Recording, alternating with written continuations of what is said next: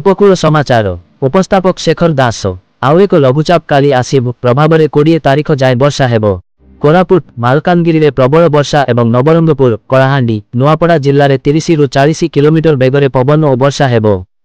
राज्य में 12टी नूतन एनएसी पाई draft notice जारी। 7टी जिलार 12टी अंचल को एनएसी करने को सरकार निष्पत्ति। मैट्रिक सप्लीमेंटारी परीक्षा फल प्रकाशित। पास हार रही 56.23%। आसंता अगस्ट 28 तारिख को धार्य है नुआखाई लग्न। धूमधाम रे पालिबा पाई पश्चिम ओडिशा प्रस्तुत। सेप्टेम्बर 1 तारिख रु आरंभ हेबो आम विमान सेवा योजना। भुवनेश्वर झारसुगुड़ा विमान उड़िला। एनसीईआरटी बही छात्र पढ़िबे। देश विभाजन पाई कांग्रेस जिन्ना एवं माउंटबेटेन दायी। दुर्घटना ह्रास लगी केन्दुझर मयूरभंज सुंदरगढ़ गंजाम एवं खोर्धा जिले में मुतयन हेबे 500 ट्राफिक वार्डेन।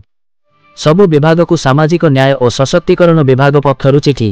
तृतीय लिंगों पाई रहिबो स्वतंत्र कैटेगरी। आयुष्मान भारत योजना बढ़ाउछि समस्या। आश्योरांस और इन्स्योरांस शब्द जाल छंदी होई पड़िछंती रोगी। हतभाग्य ओटीईटी परीक्षार्थी। 31 तारिख रे स्वतंत्र परीक्षा करिबा संभव नुहे। शीघ्र तारिख घोषणा कराजिबो बोली कहिले बोर्ड सभापति तराई। पुणी खेलघर हेला पुरी श्रीमंदिर। बेहरन द्वार पटरु जने युवक मंदिरर किछि अंश उपरकु चढ़ीगला।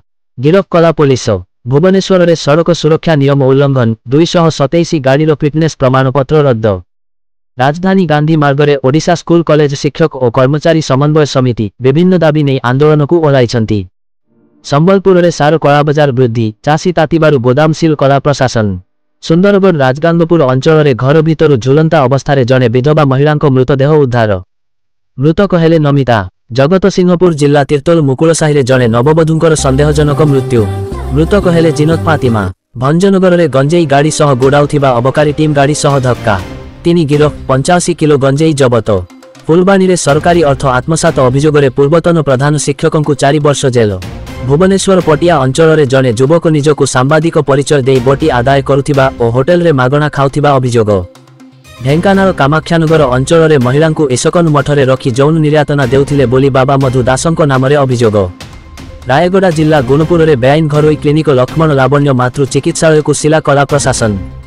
आज भारत में पहुंचे महाकाशचारी शुभांशु शुक्ला। देशवासी बांटिबे अनुभूति।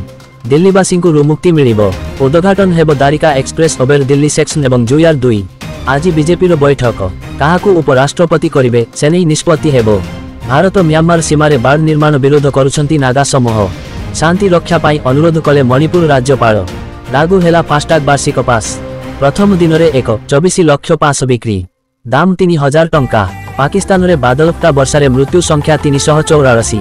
उद्धार कार्य जाउथिबा हेलिकॉप्टर दुर्घटनाग्रस्त 5 मृत। कानाडा रे भारतीयों को असुविधा बढ़िला। स्थायी एवं अस्थायी बासिंदा वर्ग में द्रुत गति आवेदन खारज हेउछि। उपकूल समाचार। वंदे उत्कल जननी।